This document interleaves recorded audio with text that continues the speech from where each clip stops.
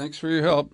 That's Chloe, the official clickbait of the Peter B. Collins podcast. Peter B. Collins! Peter B. Collins news and comment. It's Friday, November 3rd, 2017. And we wave hello to all those people who are giving us thumbs up and hearts and all those other little goofy icons as we bring you our podcast live on Facebook video from the secret studio in front of that special quilt. And, you know, I had the camera set up so that you didn't see the edge of the quilt there on the frame, but I can't quite reach across the table to fix it, so we'll just have to live with that, okay? There's a lot to talk about on the podcast today, and I encourage you to call in with your comments. This is like talk radio, only we don't need a radio transmitter. You don't have to be within the range of that transmitter. And it's all free here coming from the secret studio. John LaFrancois is checking in from Sacramento today. Joe Clarici's hooked up. We got Carl Howard in Columbus, Ohio. And let's see who else is on the feed here today. Ian Berman in New York. And Edgardo is checking in. Welcome, Edgardo. Nice to see you. So there is plenty to talk about. And we lead today with the surprise sentencing for Bowe Bergdahl. He was an Army private, spent 5 years in captivity of the Taliban after he walked away from his base in Afghanistan. And he said, well, he was headed to a bigger base to try to explain to a commander some things that he didn't like that were going on at the outpost where he was, what do you call that? He was deployed. And so it's always been a murky story, but nobody argues with the fact that Bowe Bergdahl was tortured by the Taliban. He was confined in the ugliest conditions that we treat people to at Guantanamo Bay or in the salt pit in Afghanistan. And Donald Trump publicly demonized Bowe Bergdahl, called him a traitor. And the judge perhaps took that into account. He didn't say so at the sentencing today, but the military prosecutors demanded 14 years in the brig for Bowe Bergdahl, and the judge sentenced him essentially to time served. He gave him a dishonorable discharge. He docked him $1,000 a month for 10 months. That's $10,000. And that apparently is it. And I have to say that I do understand that those who went searching for Bowe Bergdahl, including people who sustained serious injuries in the process, they're angry.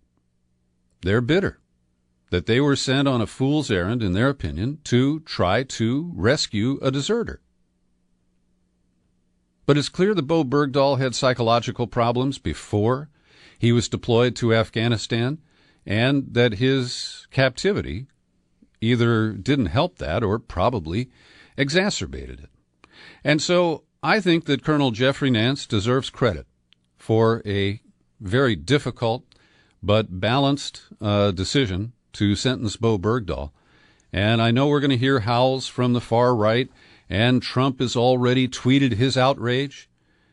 And the president ought to just stop, because this week, as we will detail over the course of the next few minutes, he tried to intervene inappropriately in a case that was just developing regarding the guy who used the truck to mow down bicyclists and pedestrians in New York City.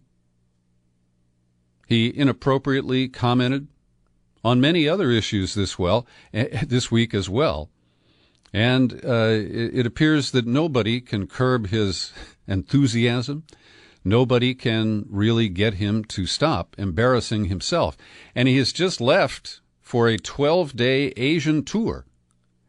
And I guess we all just have to sit back and cringe and wonder how many ugly American incidents will involve Donald Trump over the next 12 days. And in particular, I believe it's his final stop in the Philippines, where he has openly supported the brutal, authoritarian, and extrajudicial tactics of, I believe his name is Eduardo Duterte, is the president's name, Rodrigo Duterte.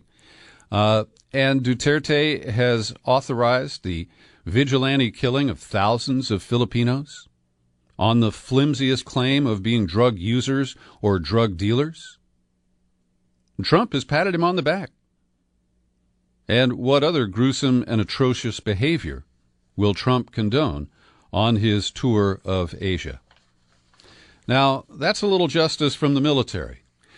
Just a few minutes ago, I clicked the button and posted a fresh, in-depth interview at peterbcollins.com.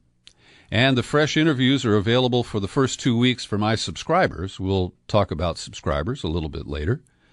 But I'm very proud of what became an unintentional 3-part series about sexual assault, sexual harassment, cover-ups of it, and retaliation against whistleblowers and confidential informants. All this at the Air Force Academy in Colorado Springs, which has been the center of sexual abuse and sex scandals on and off for the last 20 years. And I want to commend Brandon Enos. He was a special agent, spent 3 years running investigations at the Air Force Academy, and Operation Gridiron, which achieved convictions, sexual assault, rape convictions, of 3 or 4 of the most valued football players on the Air Force team. It came at a cost. The cost was extracted from Eric Thomas. And at the end of August, we posted our in-depth interview with Eric Thomas. He was a cadet who was ejected from the Air Force Academy 6 weeks before graduation. And it was payback for his participation in the conviction of the football players, because there was a new superintendent, a general named Gould, who was an Air Force Academy alumnus, and he had played on the football team back in his day. And he didn't like the bad publicity and the loss of key players that Operation Gridiron presented. And so they played hard and rigid games with Eric Thomas, and he was ejected from the Air Force Academy because many of the demerits that he racked up over his 4 years came from the service that he provided as an undercover informant. That's a real catch-22. And he had signed a non-disclosure agreement, which meant he couldn't even tell the superintendent why he had those demerits. It's really unjust. And I really believe that you need to listen to Brandon Enos.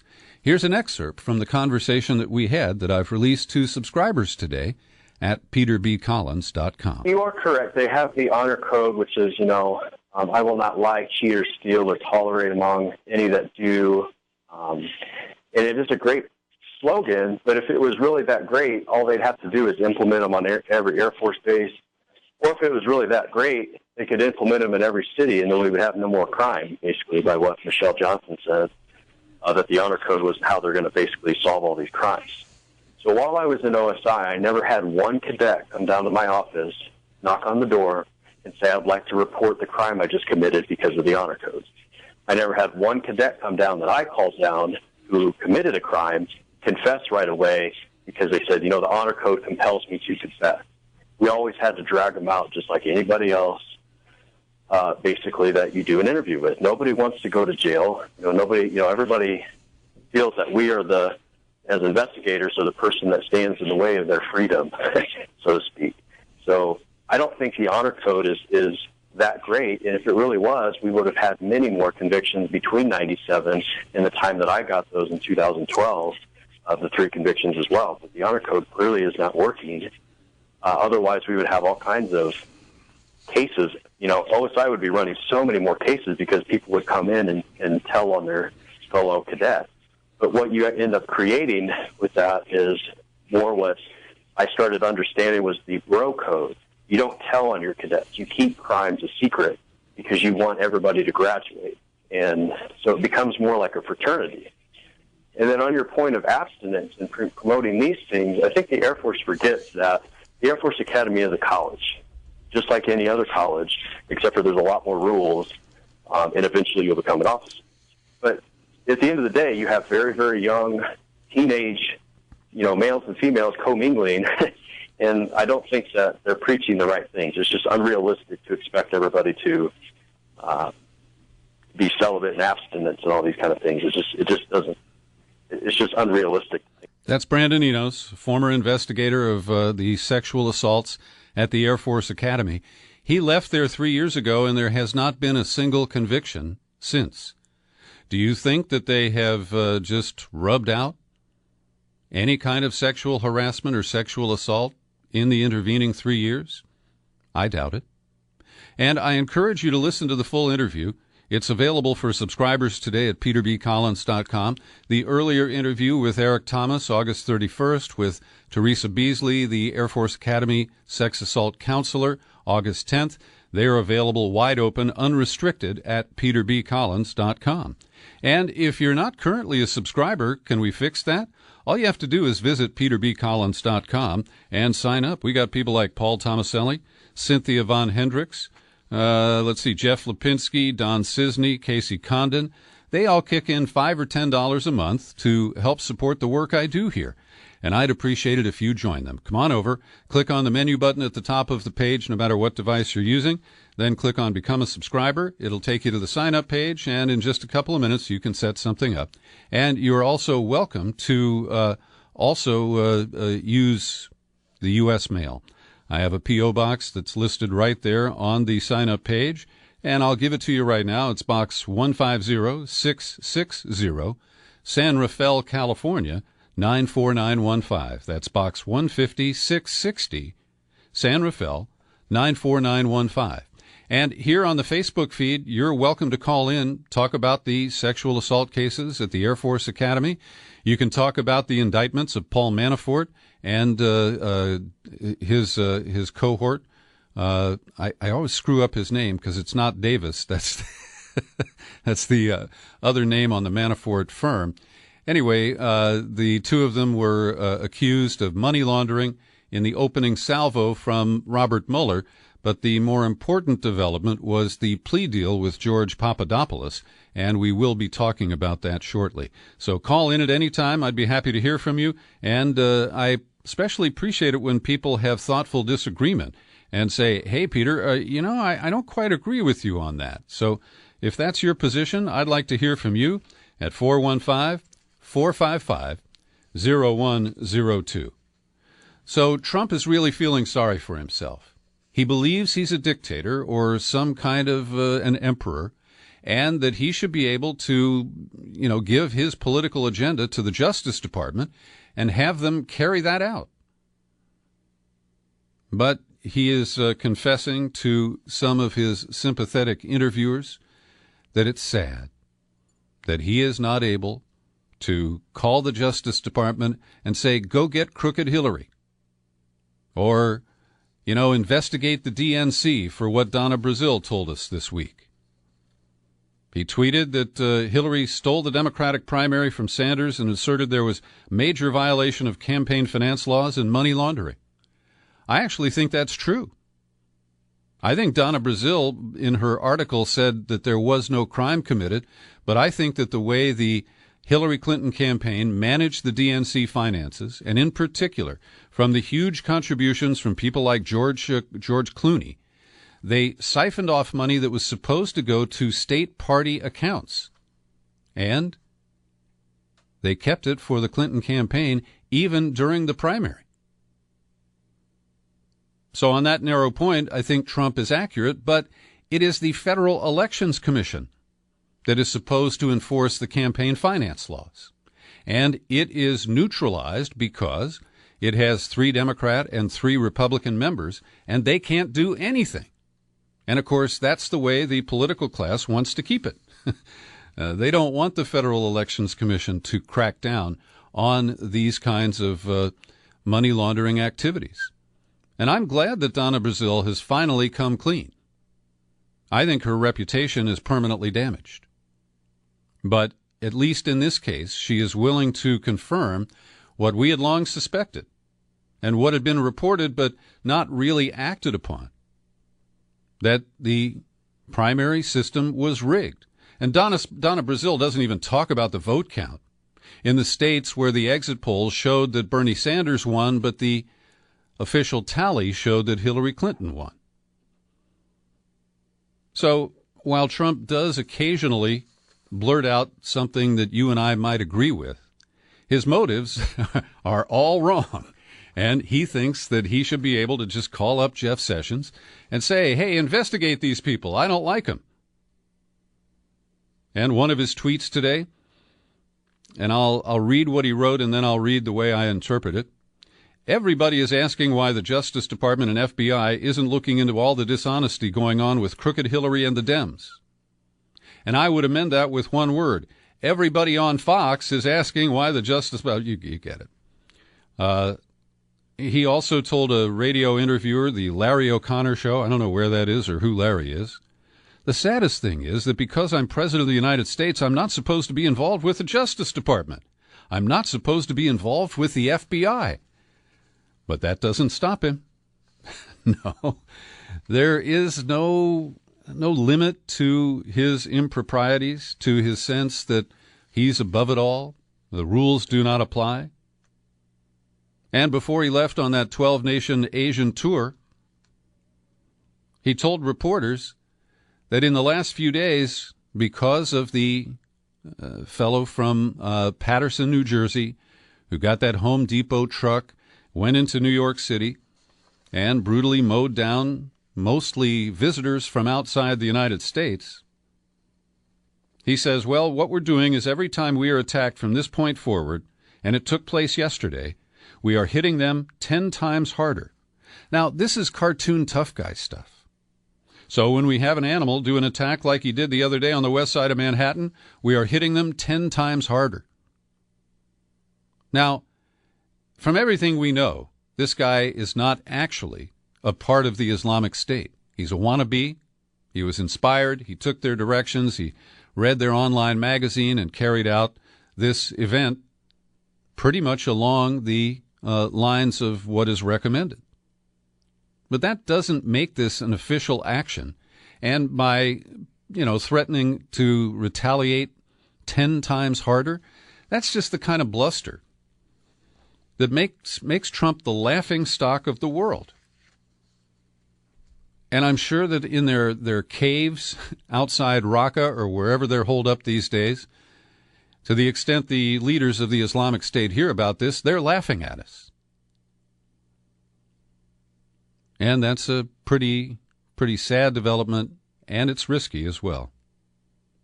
Now, it's interesting. I mentioned the Papadopoulos plea deal, and I would rework that as a case of Papadopagotcha, because Papadopoulos was caught lying to the FBI about his attempts to make contact with people he thought could help broker a meeting between Trump and Putin. And yes, Papadopoulos did raise this at a meeting in late March that was attended by Trump, by Jeff Sessions, by this guy Steve Miller, who's still on the White House team, and a number of others.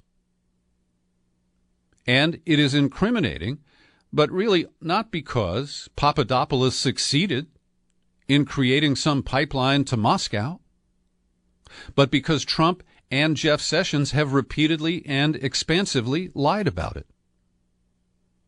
And if Bob Mueller knows anything, just from looking at Trump and observing his behavior, it's pretty easy to see that this guy is a compulsive and pathological liar.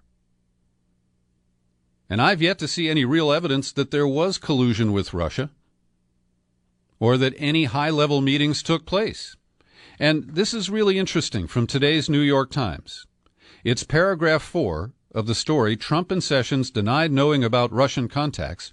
Records suggest otherwise. And it reads like this. For months, journalists have revealed evidence, and the word evidence here I would put in quotes, that associates of Mr. Trump met with Russians during the campaign and the presidential transition. But the court documents represent the first concrete evidence that Trump was personally told about ties between a campaign advisor and Russian officials. Let me underscore that. This is the first concrete evidence. Everything else is speculation, is innuendo, is conspiracy theory based on anonymous leaks and evidence that has not been made public, if it exists at all. And I just remind you that I remain skeptical. of the scope of the allegations of Russia meddling in our election. Yes, they attempted to hack. Yes, they bought a pitiful little bit of advertising on Facebook and Twitter. And yes, they did put a pretty sizable amount of what we would call organic posts on Facebook and Twitter, and then they used bots on Twitter to make it look like that was even bigger than it was. But the largest number that has been advanced this week about Facebook is 126 million impressions of these posts that allegedly came from a Russian troll factory in St. Petersburg. That pales in comparison to 11 trillion posts on Facebook in the comparable time period. So please put this in perspective and understand that while many people are dancing, they're giddy, Manafort got indicted. Manafort's indictment is for failing to register as a foreign lobbyist and money laundering. And it doesn't really have much to do with Trump unless Mueller can use the pressure of these indictments to get Manafort to deliver dirt on Trump himself. That's entirely possible. But will that dirt prove the overarching narrative that Rachel Maddow has been hyping for months? I remain skeptical, and I will follow the evidence. But so far, it doesn't take me where many people have allowed themselves to go. Now, one of the key questions was asked of Trump at a White House news conference this past February. Can you say whether you are aware that anyone who advised your campaign had contacts with Russia during the course of the election? No, Trump said. Nobody that I know of. Nobody. Now, Trump has called Papadopoulos a convicted, or at least a proven liar. That is true. I would add, Mr. Trump, it takes one to know one. And I think it's entirely possible that Trump can get caught up in what appears to be a cover-up and lies to protect a cover-up that may never expose the kind of collusion that has been alleged between the Trump campaign and officials in the Russian government. And it's also true that Jeff Sessions is in a world of hurt because it appears he has repeatedly perjured himself. Now to the scandal on the Democratic side. I'm seeing some incredible posts on Facebook in reaction to Donna Brazil's moment of honesty. And the denial that comes from the hardcore Hillary Clinton supporters is breathtaking. We should ignore this because it's a distraction from Trump's effort to cut taxes and rig the tax system. This is old news, other people say. Well, we haven't had this level of confirmation of the antics of the Clinton campaign. They essentially bought the Democratic National Committee at a garage sale in August of 2015. They pumped money into it, and then they ran it like it was their own committee. And that was the way that the primaries were rigged against Bernie internally. But there are other ways that Bernie was cheated in terms of the way votes were counted and the general tone of the campaign and the way the corporate media always treated him like an oddball who couldn't succeed. And I've linked in the show file for today's podcast to Kevin Gostola's analysis over at Shadowproof. And he notes that what happened here, that the deal was to control the party's finances, strategy, all the money raised, and that it did amount to a form of money laundering. Now, while Donna Brazil says it was not illegal, I think they did violate the rules related to these, the Hillary Victory Fund and the money that was supposed to go to state accounts. Only 0.5% actually went to the state Democratic parties. Much of that was used during the primary when the DNC was supposed to be neutral and when DNC money was not supposed to be used to support a specific candidate. And while I don't want a politicized witch hunt from the Trump Justice Department, I believe that Tom Perez, if he really wants to lead the Democratic Party, will launch his own independent investigation to expose what really happened, and then find ways to assure us that it won't happen again. And one of the other canards that I keep hearing is that, just the Bernie bros need to get over it because he didn't get as many votes as Hillary. Well, in the primary, it's delegates that you need to collect.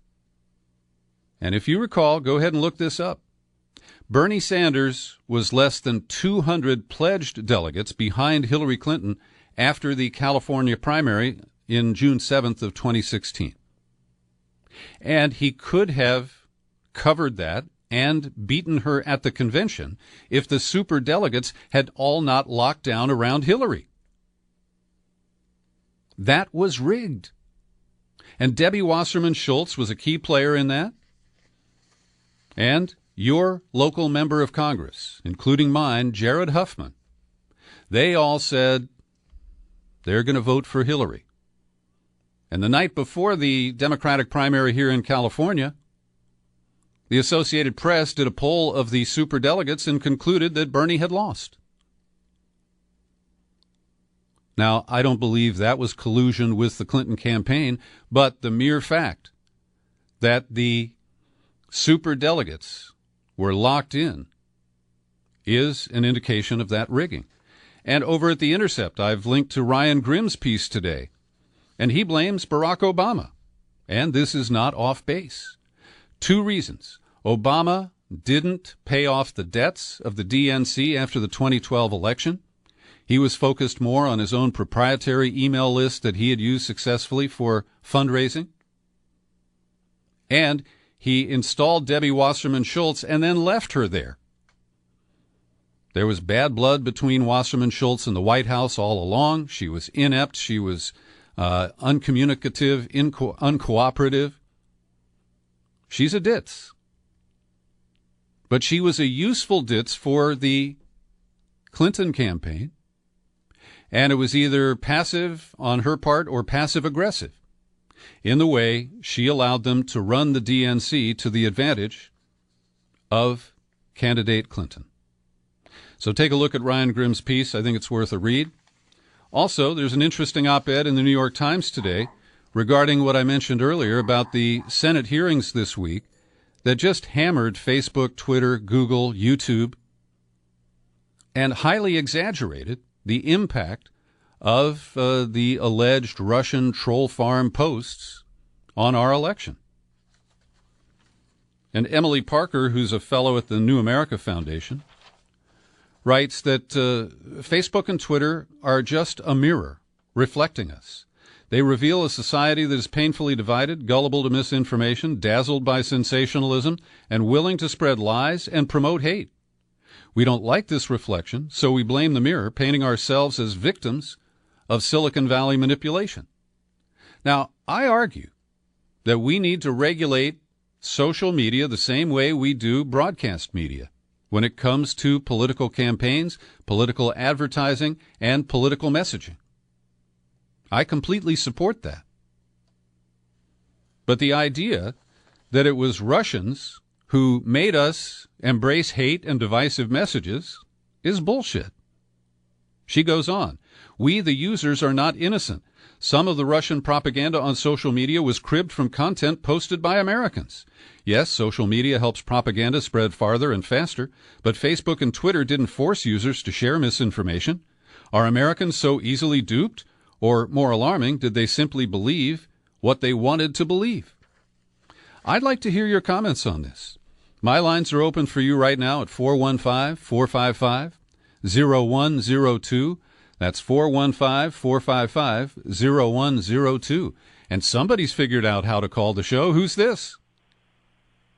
Hello? I have a caller on line 1. Well, I guess they gave up. Give me a call back, 415-455-0102. I'd like to hear your thoughts about Facebook, Twitter, and whether you believe the representations of people like California Senator Dianne Feinstein about the negative impact of social media on last year's election. A couple of other items making news today. There are 3 hardline conservative Republicans chumming the waters for a distraction on behalf of Trump.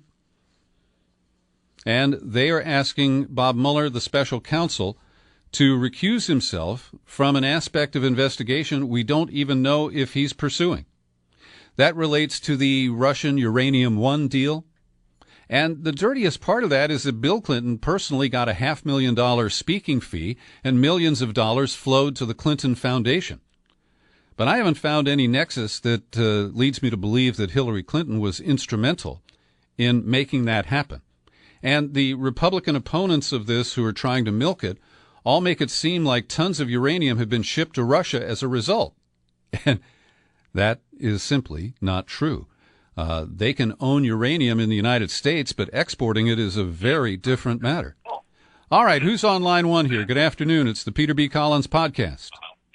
Hi, that's me, William B. Lewis. Hi, William. Welcome. This is how long the delay is. Yeah. All right, who's on line 1? All right, turn your phone down and talk to me, William. I like your middle initial. Me too. All right. So go ahead and turn your phone down and talk to me in your phone. Through Okay? the stream or through the phone? Yeah, through the phone. Okay, so I'll turn the stream down. That's what I'll do. That's the idea. So what's on your mind today, William? Well, when you started talking about campaign finance reform, I really thought that I should say something because I completely agree with you. The concept of voting is governed by the maxim one vote, one voice, right? You're only supposed to get one vote if you have one voice. But the way that they've rigged it, which they did in 1783, it's built right into the Constitution. It's called the First Amendment. It's called freedom of speech. Freedom of speech actually primarily covers your right to lobby politicians, to buy them. That's what it means. And I worked very hard in Oregon about 12, 15 years ago to amend the state constitution and pass a bunch of laws that would have passed the most beautiful set of campaign finance reform laws ever. But we had to put 2 measures on the referendum. It had to be passed by the people. There was no way that the government was going to do that. And we passed the state laws, but the ACLU actually opposed us on the constitutional amendment. So those laws had no teeth. Yeah.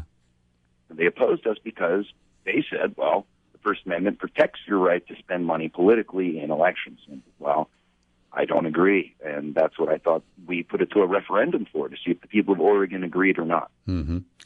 Yeah, there is tension, clearly, between the First Amendment and trying to put restrictions on political speech. I don't agree with the Supreme Court's ruling many years ago that money equals speech, and I do think that there should be restraints. It's hard to figure out a constitutional way to get there, and so I understand those conflicts. Fundamentally, the more disclosure we have of the money in campaigns does some good. But, the other thing that is kind of an intangible, when we look at the events of the past year and this desire to blame Russia, Trump got billions of free media time during the primary and the general election. They showered him with coverage, most of it fawning, just saying, hey, what kind of stupid shit is he going to say if we put a camera on him? And the media exploited that, turned it into a circus and a sideshow. Hillary has a very legitimate complaint. I heard her just the other night with on the Daily Show with Trevor Noah saying, she wanted to talk about policy. And she has a fair gripe there that she was always reacting to her self-inflicted wounds, the emails, the foundation, and her efforts to extricate herself from all that.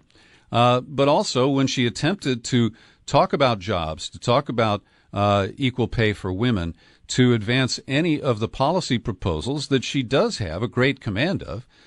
She is a policy wonk. I don't take that away from her. I have different views on those policies, but, her capability, for me is not in doubt. But the campaign didn't run that way. It was all about gotcha and, whose dirt is getting more exposure than the other campaign's dirt and where did that dirt come from? Go ahead. I think that she employs the blue dress strategy that she learned from her husband. Okay? Yeah. Who here Okay, trick question. Shouldn't be a trick question. Did Bill Clinton, as the Commander-in-Chief of the United States Army, ever engage in a military operation or a war overseas? Well, he got involved in Bosnia. Right?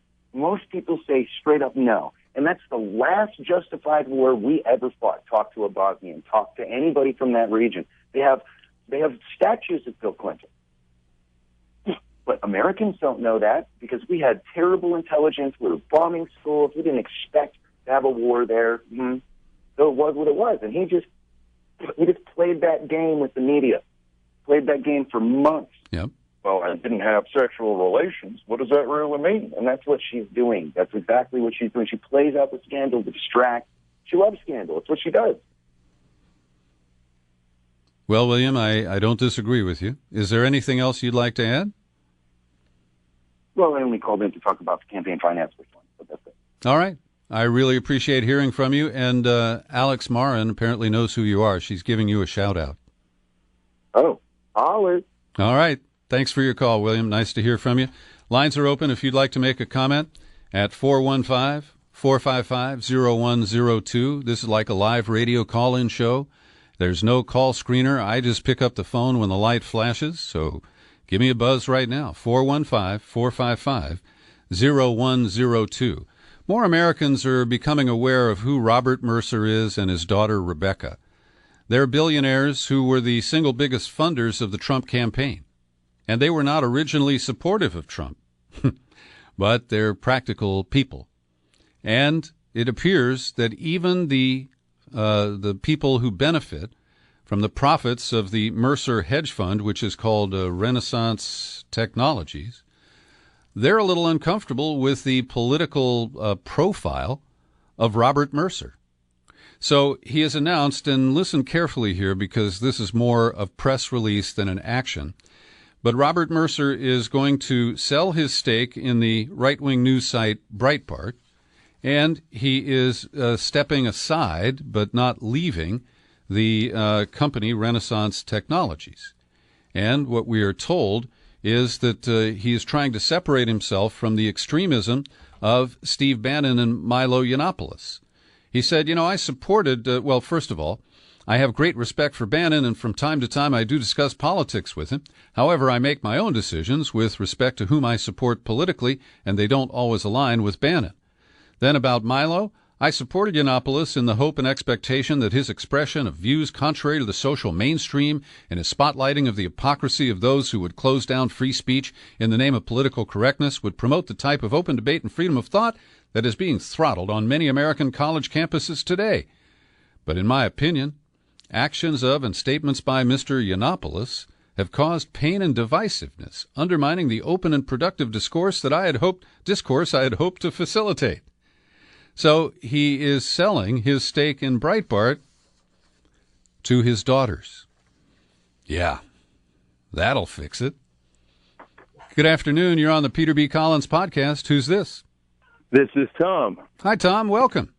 Hey, never called before, at least not since you've been on doing the podcast. Yeah. But I had one thing to say. I just feel that I think I have an argument about the Supreme Court's decision that says that money equals speech. I think they're missing something in the Constitution, because if money equals speech, if those are the same thing, then the First Amendment grants us the right to free money. It's really all I got to say. It doesn't make sense if you look at it that way, does it? Tom, just remember there are cameras at the ATMs, okay? Yeah, exactly. When you go to trade your First Amendment for free money, you'll be under surveillance. I know, but the Supreme Court said it was okay. Yeah, it's Buckley versus Vallejo. Oh, yeah, all right. Tell that to the arresting officer, Tom. Yeah. Hey, you got that cage off your head. No, I don't, man. I still got it on. Oh, I'm still wearing that thing. Well, I'm waiting, though. I'm waiting for a call from the doc. So. All right. I hope it's soon. That's Tom Seaborn up in Eureka, and he's been recovering from a serious spinal injury, and he's had to wear this big antenna to hold up his head. Yeah, luckily, we used to work in radio, so it looks normal on me, but I don't think it's for everybody. Jeez. All right, Tom. Well, get well fast, and thanks for calling in today. Hey, we'll do, and I enjoyed the podcast. Thanks All for right. keeping them going. Thanks, Tom. Line 2, you're next on the Peter B. Collins podcast. Hello. Peter, it's Lee. How are you? Hey, Lee, I'm doing fine today. How about you? Doing well, thanks. Hey, about the Brazil announcement about the Clinton campaign rigging the DNC as early as August, Yeah. two things come to mind. First of all, if you remember that lawsuit that was brought against the DNC for fraud, a misconception about that lawsuit was that it was dismissed and that there was no merit in the case, according to the judge. One of the interesting things about that was that it was actually dismissed without prejudice, meaning the lawyer who filed the suit made a mistake in what she claimed was the basis for her relief, for the class's relief, and therefore that the suit could be refiled if pled correctly. Mm-hmm. Now, given this latest revelation, this gives her additional information or facts to use as a basis for her lawsuit. Mm-hmm. So it'll be interesting to see what happens going forward with that. Yeah, it's really interesting because in my interviews when I talk to people who recapped the 2016 campaign, on several occasions I've asked, what happened to that Bernie Sanders lawsuit? Because I've always felt that they were laundering this money, and let me just walk through it briefly in case people just joined us. But the Hillary Victory Fund would set up these high-ticket fundraisers. George Clooney and his wife came and kicked in $353,000. Now, the first $2,700 is the max you're allowed to give to the candidate's campaign. The rest was supposed to be divided between 32 state political parties, Democrats, and the balance was supposed to go to the Democratic National Committee. Only 0.5% of that money actually went to its intended destination. That means that 98.5%, or is it 99.5%, one of those was illegally diverted. And from the partial reporting that I've seen, it was used to get state-level campaigns to launder that money back from Hillary for America, and it was used to pay for digital advertising in primary states. And that is a huge disadvantage to Bernie Sanders, who was not given access to that money, didn't know that Hillary was getting it. And, in terms of strategy and execution, that is a huge advantage for Team Clinton. And these examples are just one of many of the way that they use their power, position, and arrogance to edge Bernie out and really deny American voters an honest choice in the campaign last year. You're absolutely right. What's interesting on that is a couple of factors. One, there was a good interview of Tulsi Gabbard on the Real News Network the other day, and it was brief, but she said an awful lot. When she was vice chair, she said that basically what would happen is that Debbie Wasserman Schultz would wait until the last minute on things that needed to be decided and then announce them when there wasn't really any chance to make any changes. And that was basically the way that the whole DNC was being run. So, Debbie Wasserman Schultz was basically an effective tool for the Clinton campaign. The second thing is to go back to the lawsuit that I brought up. The claim on the lawsuit doesn't have to do with the money that went to the DNC. It has to do with the money that was donated to the Sanders campaign. And the reason being is that, well, if you're not going to run a fair election, then any money we gave towards a different candidate is actually being fraudulently misused. Or actually, we're not able to actually get the benefit of our donation if there is indeed no fair election. So it's kind of an interesting thing how these things all tie together here. Mm-hmm. If I may, though, I don't know if you're going to have the answer. I am putting you on the spot, admittedly. If you don't, that's fine. Go ahead. But from your experience, what is the criminal aspect of these revelations? I mean, are we looking at things that realistically Jeff Sessions could go after Debbie Wasserman Schultz and others and the Clinton campaign? And also, if that is the case, you could also make the argument that Brazil, by sitting on this information, once he became chairman of the DNC, she's also culpable as an accessory after the fact. Yeah, I can't answer this with any great legal accuracy, Lee, but my sense is that first and foremost, there are more than just technical violations of campaign finance laws, because they were shoveling money in far in excess to the $2,700 individual contribution limit. We know that those offenses are not prosecuted and that there is nobody home at the Federal Elections Commission.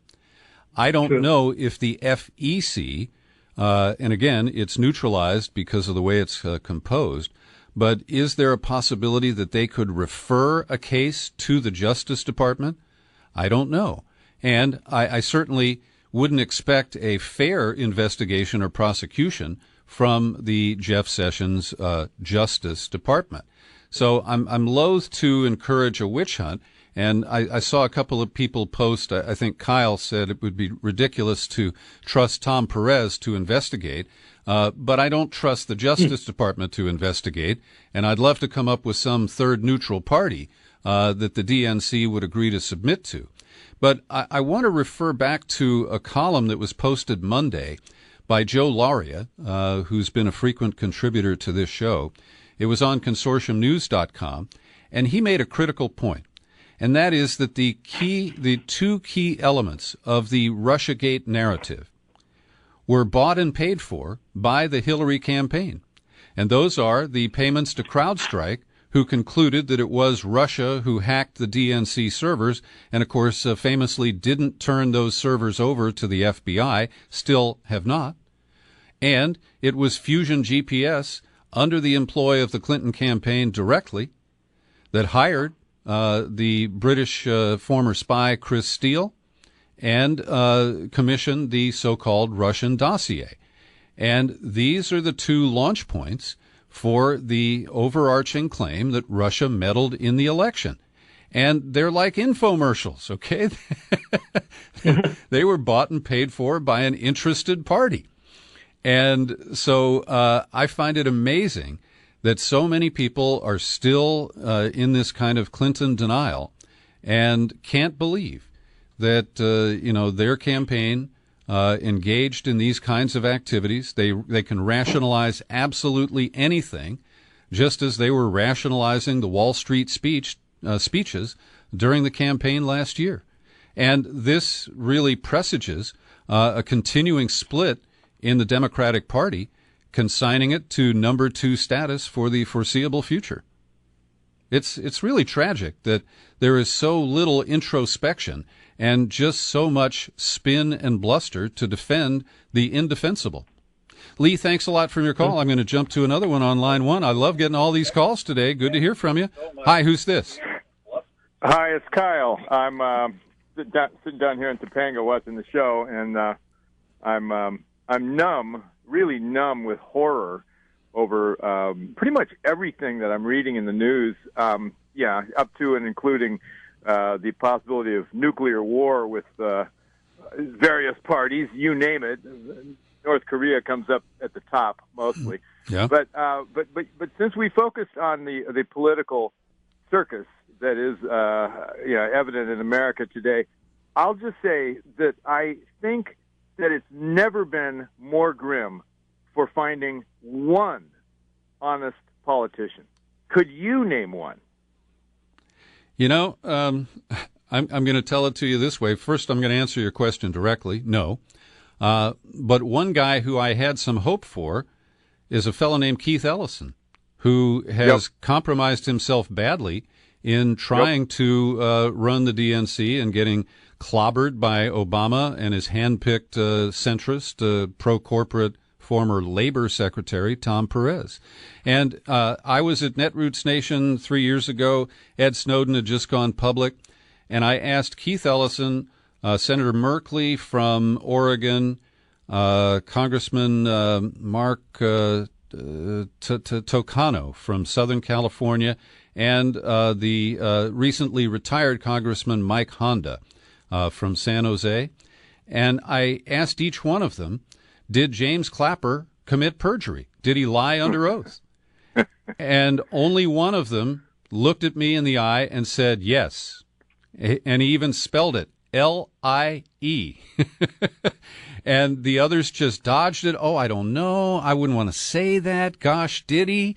And so it really is disheartening to see Keith Ellison try to move the Democratic National Committee in a more progressive direction, and he has sold himself out as he attempted to compromise with people whose idea of compromise is to conform with their position and give up your own. Yep. You mentioned Jared Huffman and his superdelegate status and his knee-jerk devotion to Hillary Clinton should disqualify him from office. We've got in Marin County, Sonoma County, an extremely intelligent and you would think informed electorate, and yet they are drinking the Kool-Aid at a higher rate than almost any place else in the country. These people will do anything with identity politics to justify them voting for Hillary Clinton. And to this day, I have friends who denounced me before the election publicly, who went out of their way to trash me. And yet, now that we're seeing all this incredible information, just the last week alone, and with the Donna Brazile revelations, you would think that finally somebody would get a clue. Yeah. But I see zero movement from the Hillary people. I see no apologies. I see no willingness to even budge an inch away from their diehard, intractable worship of this woman. So what does that mean for American politics? I think it means we're doomed, Peter. We can't get any traction, no matter what happens. So, some people have been pushing Tulsi Gabbard. I don't know if I'm pronouncing her name. I don't think I've ever heard it pronounced. No, that's correct. Tulsi Gabbard, uh-huh. Well, she's Jeffrey St. Clair. You know him, right? Yeah, Counterpunch. Wonderful commentator. I love being friends with him on Facebook. He pointed out just now that that Tulsi has just tweeted that the my mind's starting to go, so you'll forgive my memory. The guy who Bowe Bergdahl. Bowe Bergdahl. I've never. Right. I only read. I don't hear stuff anymore. I hardly listen to radio, and I don't watch TV, so I only see these names, and I don't know how to pronounce them. Bergdahl, is that it? Yeah, Bowe Bergdahl. Mm-hmm. Okay, so she said that in a tweet, and I'm paraphrasing, that it's a disgrace and that he should be jailed. Well, really? Jailed? He was in jail for 5 years by the Taliban. Yeah. I would think that would be enough right there. No, I think the judge in this case made the right call. I know that he's going to get hammered, particularly from the false patriots who, pound their chests and act like they are better than all the rest of us, and that they have some God-given right to judge other people. Gabbard is a mixed bag. She has challenged regime change wars. She called out Obama over Syria. Yes. She also has some pretty bad alliances with the Modi government in India. As she was growing up, she adopted her father's anti-choice positions. So I do respect some of the moments of her standing up to power and challenging the status quo. But it is a mixed bag, and there are many people who say, Tulsi for president. Well, no, it's more complicated than that. Kyle, way more, and some of her other stands are also they're unvotable for. Her military support for other aspects of the military-industrial complex, which I think, I haven't heard outside of the Green Party, I haven't heard anybody calling for a 50% reduction in military spending in a long time. Yeah, I'm trying to remember the last Democrat that was saying that. Well, only a handful opposed this military budget that included $70 billion that the White House didn't even ask for, and nobody knows where that's going to be spent. It's just in the blank check account. We used to have Dennis Kucinich. Yeah, and I really liked Dennis. I voted for him twice. I felt very clean and good voting for Dennis Kucinich. And he's gone on, even after he's been out of office, and if I remember correctly, he was gerrymandered out of office. He was indeed. Yep. And then we used to have a Congresswoman, Lynn Woolsey, who was pretty darn good on most issues. I mean, I voted for her with pride. Yeah. You know, she lacked a certain articulation, Kyle. But her heart was there, and she was right on the issues 90% of the time. I do agree with you there. All right, I'm gonna wrap up our call, but thanks for checking in today. And anytime you need help with pronunciation, just let me know. Thank you, sir. All right, that's Kyle. And Ian posted a question. It's way down the scroll here, but it was something about Keith Ellison and why I feel that he's been compromised. It's because he's had to accept a lot of middle ground in trying to grovel to the Clinton corporate centrists at the DNC. And I think that it has undermined his progressive cred. Couple of quickies before I go. The Justice Department, in a reprisal driven by the hardline evangelical extremist pro-birth faction, they have filed a brief with the Supreme Court of the United States regarding the Jane Doe abortion case. This is the immigrant teenager being held in Texas. She asked for an abortion, and these anti-abortion people who populate the Trump administration kept blocking her. So the ACLU went to court. And after several rounds, an appeals court approved the abortion, and now the Justice Department is saying that the ACLU cheated, that they arranged for her to get the abortion about a day before they had originally indicated, and therefore that deprived the Justice Department of an intended appeal to the U.S. Supreme Court. This is an ugly fifth quarter action, and it would only come from really extreme diehards.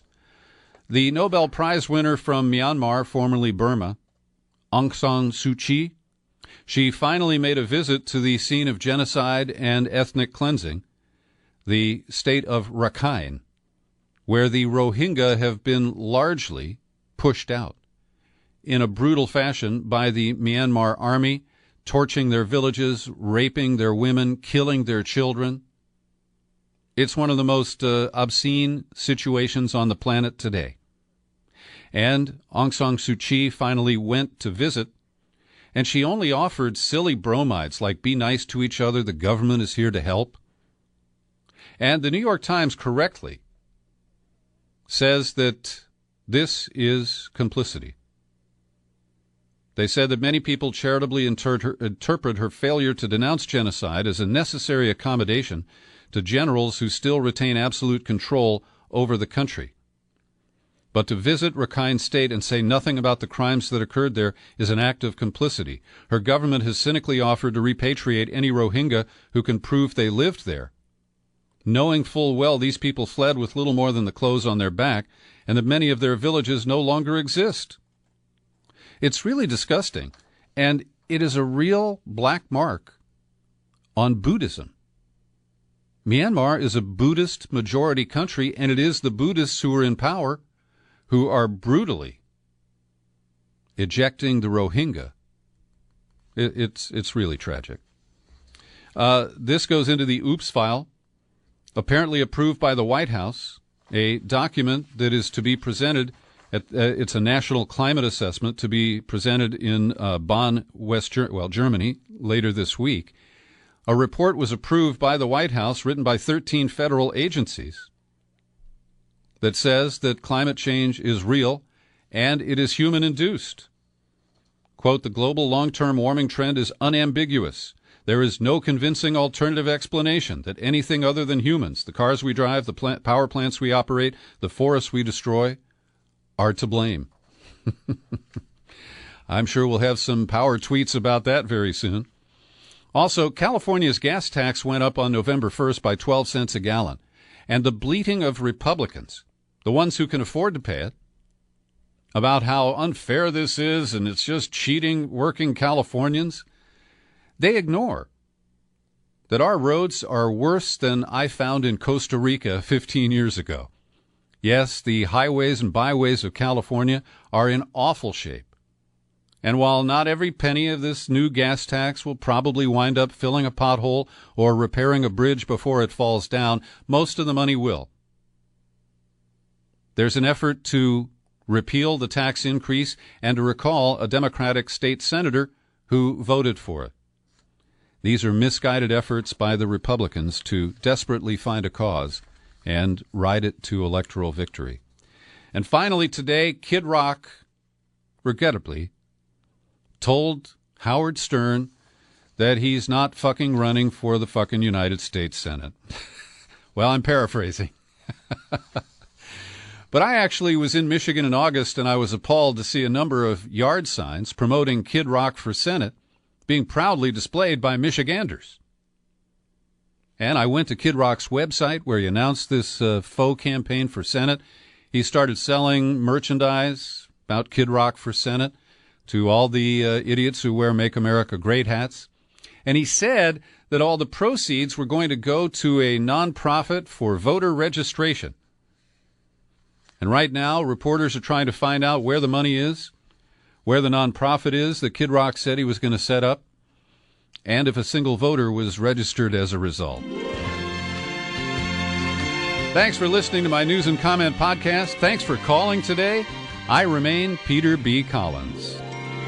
Happy trails to you until we meet again. Happy trails to you. Keep smiling.